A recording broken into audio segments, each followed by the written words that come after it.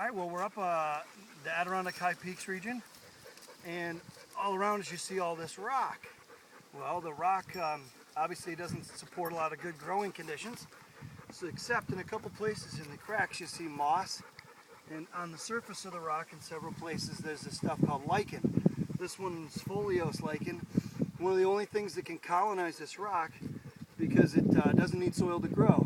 So we call it a pioneer species. It's one of the first things to move into an area and try to develop soil.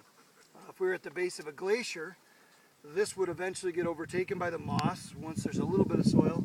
And you can see over here a different type of lichen, moss, and then eventually small trees like this little guy here, and then this birch tree.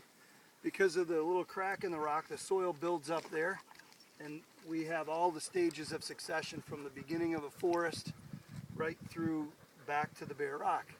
So these things happen all because the conditions up here are rough. So this tree, although it is kind of small, is probably a little bit older than you might think it is, just because up here the growing seasons are short, conditions are harsh, shallow soil, doesn't get a lot of water, so it's going to be stunted a little bit.